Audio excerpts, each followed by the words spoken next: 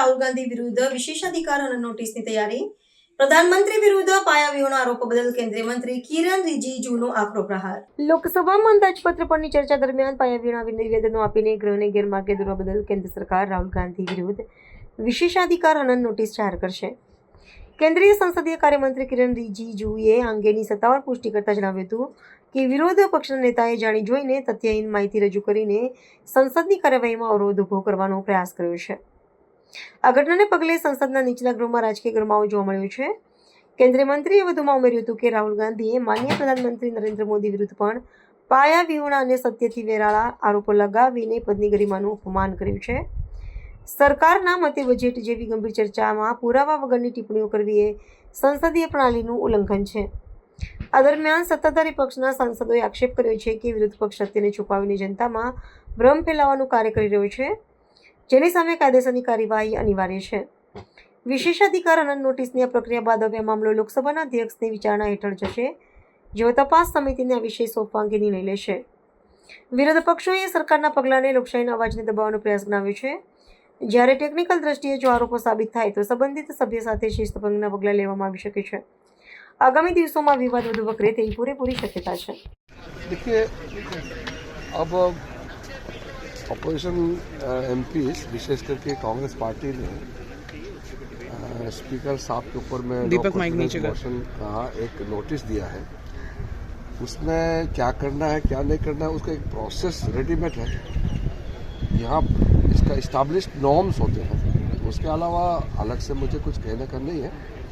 लेकिन मुझे दुख इस बात का है कि स्पीकर का गरिमा को इन्होंने गिराया है और कांग्रेस पार्टी के मेंबर्स स्पीकर साहब के चैम्बर में जाकर के स्पीकर साहब को धमकी दिया, गाला गलौज किया, स्पीकर साहब को बुरा भला कहा और स्पीकर साहब का निर्णय को नहीं मानते हैं और ऊपर से फिर स्पीकर साहब को ही आरोप लगाते हैं कि पक्षपात करते हैं. ऐसे तो मैंने पहले बार देखा है. और जो भी सदन में चाहे प्रधानमंत्री हो चाहे एक एमपी हो, बोलने से पहले स्पीकर का यानी कि जो चेयर में बैठते हैं उससे परमिशन लेके ही बोलते हैं. और एक ट्रेडिशन है, कोई भी एमपी जो बोलते हैं तो स्पीकर को धन्यवाद दे के ही बोलते हैं. स्पीकर या जो भी चेयरमैन है या राज्यसभा में हमारा चेयरमैन है वो धन्यवाद दे करके ही बोलते हैं. ये एक प्रथा है. राहुल गांधी जी तो भाषण सीधा कर देते हैं और बोलते हैं कि मुझे इजाज़त नहीं चाहिए. आप रिकॉर्ड में सुने होंगे ना, आप लोग सबने सुना है. राहुल गांधी जी ने क्या बोला उस दिन, मुझे बोलने के लिए किसी का परमिशन नहीं चाहिए, मैं अपना अधिकार हक से बोलता हूँ. अब ये मानसिकता तो बहुत खतरनाक है. लोकतंत्र में सिस्टम को नहीं मानोगे, व्यवस्था जो बनाया है उसको नहीं मानोगे तो फिर ये तो ठीक बात नहीं है. तो हमने उस दिन सदन में कहा कि हर एक मेंबर जब बोलते हैं तो स्पीकर को धन्यवाद देते हैं कि आपने हमको बोलने का मौका दिया, आपको मैं धन्यवाद देता हूँ. ये एक कल्चर्ड बिहेवियर है, ये एक सिस्टम है. तो राहुल गांधी जी बोलते हैं कि किसी का परमिशन नहीं चाहिए बोलने के लिए, मर्जी से बोलेगा. और इतना स्पीकर को गाली गलौज करने के बाद फिर स्पीकर को ही आरोप लगाते हैं, स्पीकर के ऊपर में कहते हैं कि ये पक्षपात करते हैं.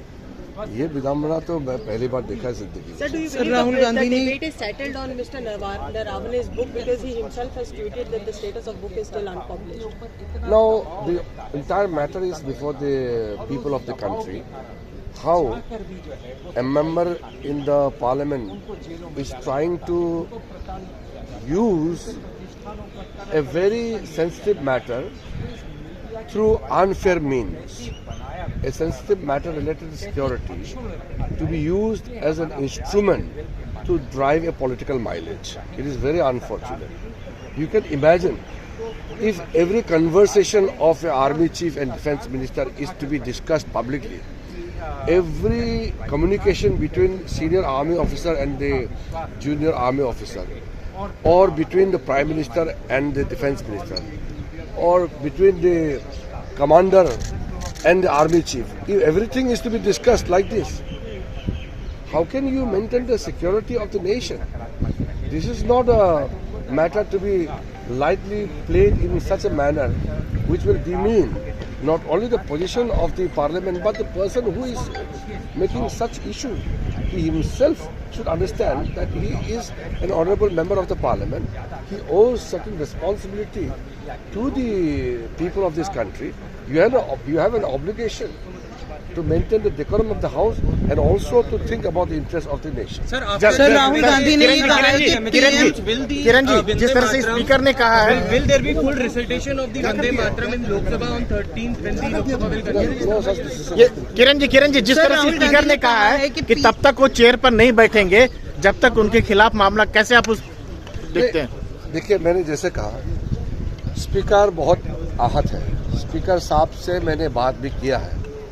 स्पीकर साहब के चैम्बर में जा कर के गाली गलौज किया, बुरा भला कहा, फिर स्पीकर ने जो रूलिंग दिया उसको नहीं माना, और फिर राहुल गांधी जी कहते हैं कि किसी का परमिशन नहीं चाहिए उसको बोलने के लिए, वो मर्जी से बोलेंगे, रूल के बिना बोलेंगे। रिकॉर्ड में आप लोग चेक कर लीजिए। सर गाली गलौज कहा है, उन्होंने कहा कि उनको बोलने के लिए किसी का परमिशन नहीं चाहिए। परमिशन चाहिए सदन में बोलने के लिए। जब तक चेयर से परमिशन नहीं होता है तो सदस्य नहीं बोल सकते। प्रधानमंत्री भी चेयर के परमिशन से ही बोलेंगे, सब परमिशन से ही बोलते हैं। ऐसा नहीं चल सकता है संसद की बिना परमिशन से आप जब चाहे बोलेंगे। सर राहुल सर गांधी गाली ने कहा गलौज है कि किसने किया पीएम सर? पार्लियामेंट में इसलिए नहीं सर आए गाली थे गलौज सर क्योंकि उनको स्पीकर के चैम्बर में जाकर गाली गलौज उनके साथ किन्होंने किया सर? स्पीकर के चैम्बर में कम से कम 20-25 कांग्रेस के एमपी जब घुसे तो मैं भी वहां गया, और जो गाली गलौज किया स्पीकर के साथ वो तो मैं आपको बता नहीं सकता हूं। स्पीकर तो बहुत नरम आदमी है, नहीं तो और भी कठोर कदम उठा सकते थे। ये कोई तरीका होता है क्या? उसमें जब स्पीकर को गाली गलौज कर रहे थे उस समय वेणुगोपाल जी भी थे, प्रियंका गांधी भी थी वहां पे, कांग्रेस के सीनियर लीडर थे, और वो भी मिला रहे हैं, इनकरेज कर रहे हैं।